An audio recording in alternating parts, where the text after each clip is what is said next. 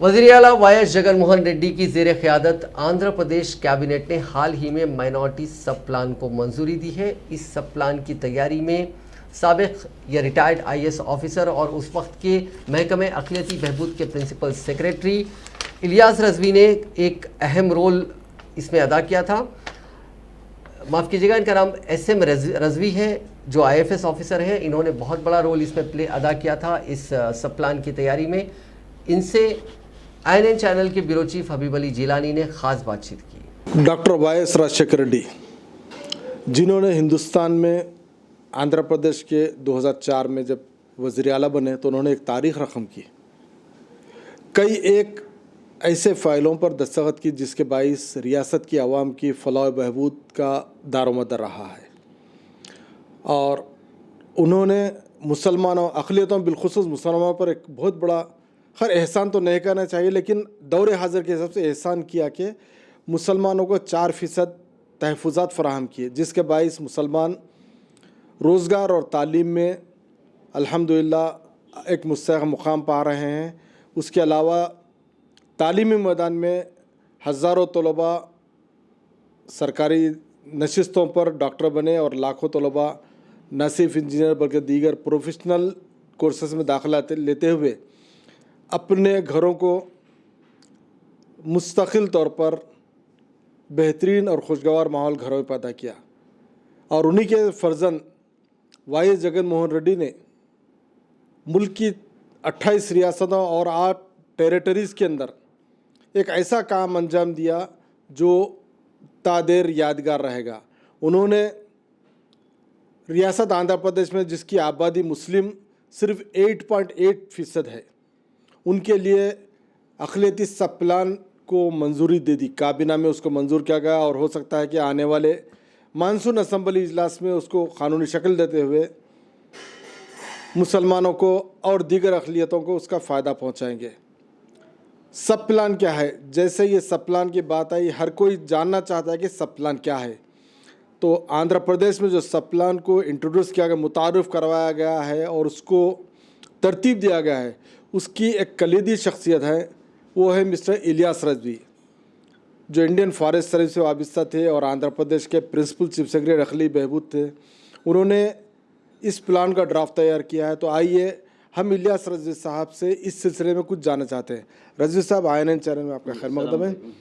रज़वी साहब, सबसे पहले बोलिए, सब प्लान है क्या? ये देखिए, जिस तरह किसी भी सेंट्रल गवर्नमेंट को चलाने के लिए, स्टेट गवर्नमेंट को चलाने के लिए एक प्लान बनाया जाता है, अगर प्लान न बनाया जाए बजट का जो है, तो सही तरीके से गवर्नमेंट नहीं चल सकती और सही तरीके से गवर्नमेंट का ख़र्चे नहीं हो सकते। एडहाक बेसिस के ऊपर जिस डिपार्टमेंट को चाहेंगे ज़्यादा पैसा मिल जाएगा, जिसको चाहेंगे कम मिल जाएगा। इसी तरह से अगर किसी मुल्क के तमाम तबक़ात को अगर पूरा फलाह बहबूद चाहिए, उनको ओवरऑल डेवलपमेंट उनका चाहिए है, तो उसके लिए सब प्लान बनाया जाता है। आपको मालूम होगा, इससे पहले ST डिपार्टमेंट के लिए, कम्युनिटी के लिए, SC कम्युनिटी के लिए ऑलरेडी सब प्लान मौजूद है। BC आंध्र प्रदेश में BC कम्युनिटी के लिए सब प्लान ऑलरेडी मेरे ख्याल कई साल पहले बनाया गया था। और इस साल हमारे honourable chief minister YS Jaganmohan Reddy साहब ने माइनॉरिटी डिपार्टमेंट के लिए सब प्लान तैयार किया है। सब प्लान का मतलब होता है कि जो भी बजट स्टेट में खर्च होगा, उसमें जो जो डिविजिबल चीज़ें हैं, जहाँ जहाँ पे बेनिफिशियरी ओरिएंटेड जो स्कीम्स हैं, उसमें पर्टिकुलर कम्युनिटी को पर्टिकुलर उसको जो है उसको कितना ख़र्चा उसके ऊपर किया जाएगा, उनको कितना फ़ायदा पहुँचाया जाएगा, इसका तयन किया जाता है। अब ये बोले रज़वी साहब, इस प्लान से अक़लियतों को, जो कि रियासत आंध्र प्रदेश में 8.8% हैं, यानी 9% के करीब हैं, उनको इससे क्या फ़ायदा पहुँच सकता है? देखिए, उससे आबादी के हिसाब से 8.8% माइनॉरिटी पॉपुलेशन है पूरे आंध्र प्रदेश में, जिस माइनॉरिटी में मुस्लिम, सिख्स, पारसीज, जैन, बुद्धिस्ट सारे शामिल हैं, जिसमें मैक्सिमम तादाद जो है मुसलमानों की भी है।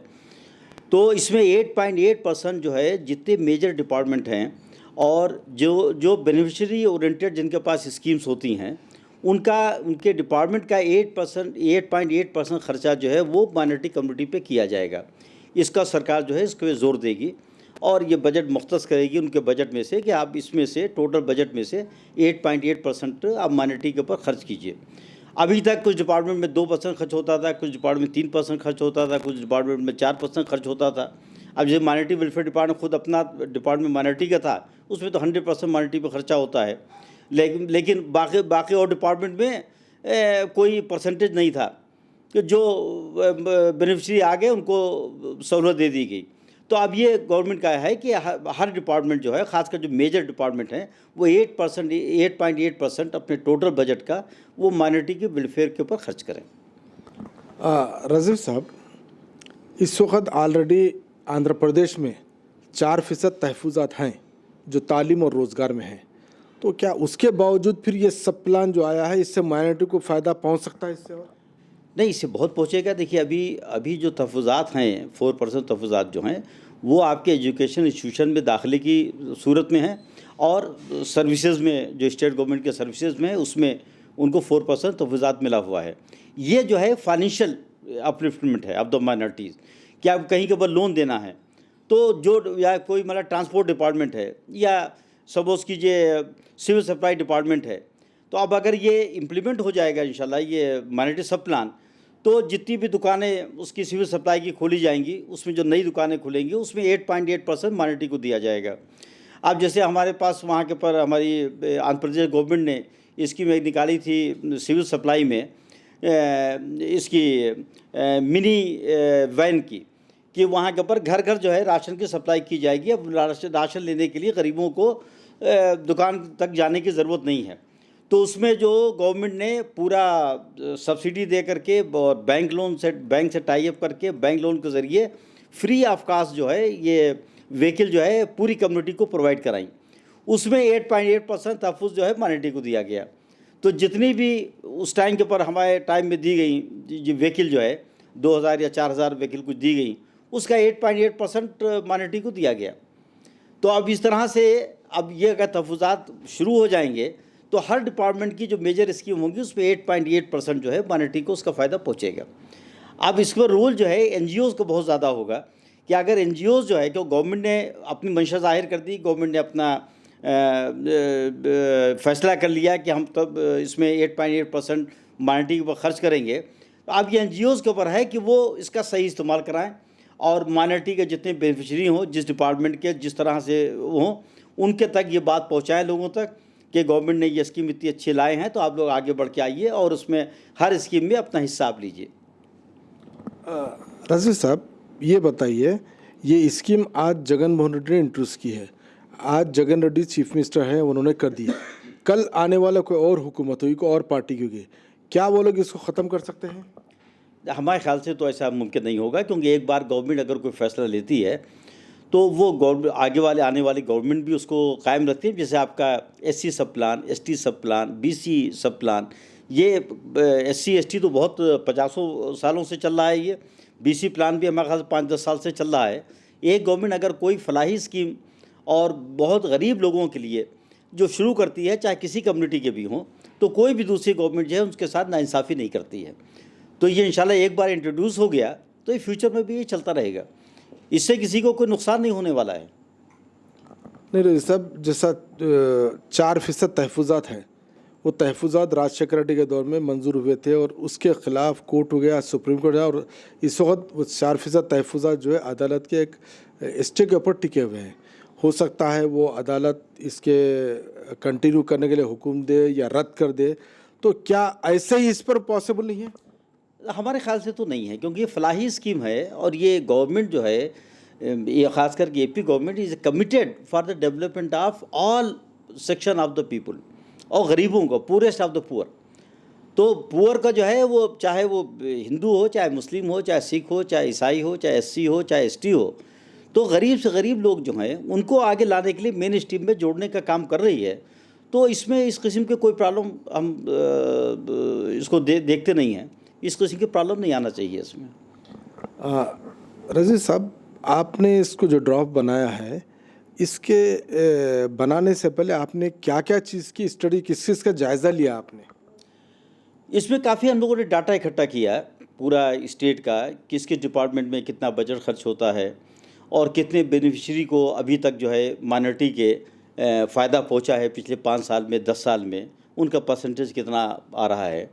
उसके बाद डिस्ट्रिक्ट वाइज हमारी माइनॉरिटी पॉपुलेशन कहाँ पे कितनी है, ये पूरा उसका जायज़ा लेते हुए कौन कौन सी स्कीम में इसको डिपार्टमेंट में इसको अप्लाई किया जाए ताकि जो है माइनॉरिटी के लोगों को इसका, गरीब से गरीब लोगों को इसका फ़ायदा पहुँचे, ये काफ़ी स्टडी करके सब करके तब इसको बनाया हम लोगों ने।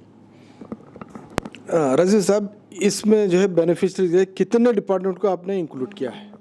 अब ये तो अभी जब तक जियो नहीं आ जाता गवर्नमेंट का, जब तक इसको बताना मुनासिब नहीं है, लेकिन काफ़ी डिपार्टमेंट इसमें इंक्लूड किए गए हैं, ख़ास करके जहाँ जहाँ पे बेनिफिशियरी ओरिएंटेड स्कीम्स हैं वो इसमें डिपार्टमेंट इंक्लूड किए गए हैं। क्या रजीव साहब इससे जो है स्किल डेवलपमेंट पे भी जो है इम्प्लीमेंट कर सकते हैं ये सब प्लान को? हाँ, ये तो ज़रूरी है, वो सबसे ज़्यादा है, क्योंकि आप अगर देखते होंगे माइनॉरिटी में ज़्यादातर लोग जो है स्किल डेवलपमेंट के वर्क में लगे हुए हैं। अगर आप देखें किसी चीज़ का कोई मैकेनिक मेशन आप देख लें, आप पुताई करने वाला देख लें, इलेक्ट्रीशियन आप देख लें, आप मोटरसाइकिल का मैकेनिक देख लें, मोस्टली सब ये प्लम्बर देख लें, मोस्टली माइनॉरिटी के लोग होते हैं। तो स्किल डेवलपमेंट में भी इस तहफ़्फ़ुज़ दिया जाना चाहिए।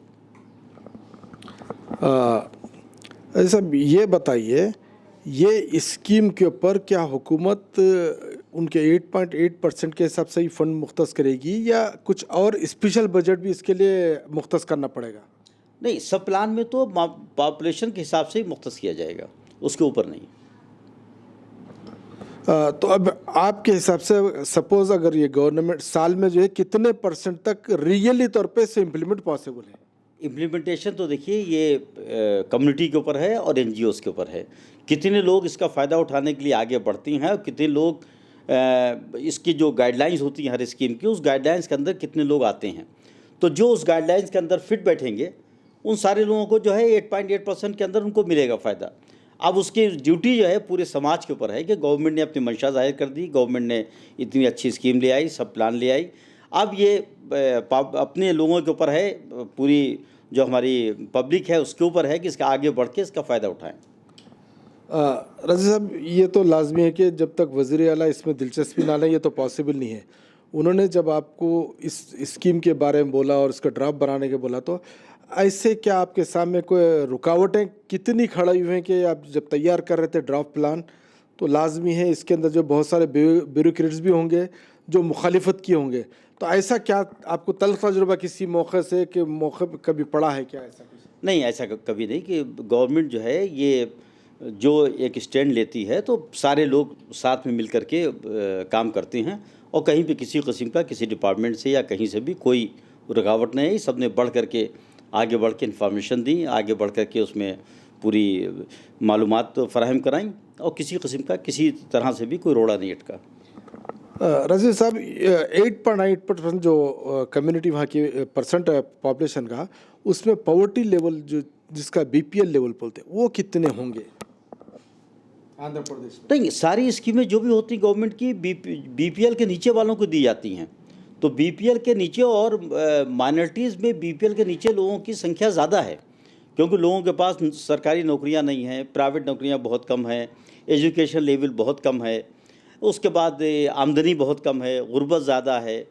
तो इस वजह से BPL के नीचे लोगों की संख्या जो है माइनॉरिटी में दूसरी कम्युनिटी ज़्यादा। सचर कमीशन की रिपोर्ट आपके सामने है, आप उसमें अगर देखेंगे उसको गौर करेंगे तो माइनॉरिटी में गुर्बत बहुत ज़्यादा है और लोग ज़्यादा अहल हैं इसके। अब ये है कि कौन आगे बढ़ करके किस स्कीम का फ़ायदा उठाता है, ये डिपेंड करेगा खुद आम जनता के ऊपर और डिपेंड करेगा NGOs के ऊपर, वो बढ़ के आए आगे और जो गवर्नमेंट इतनी अच्छी स्कीम लाई है उसका लोगों तक फ़ायदा पहुँचाएँ। तो आपका कहना है कि हुकूमत ने अपनी जिम्मेदारी पूरी की है, अब यहाँ पर उनमें शऊर बेदार करने की जिम्मेदारी ज़ुमाए कौम की और NGOs की है।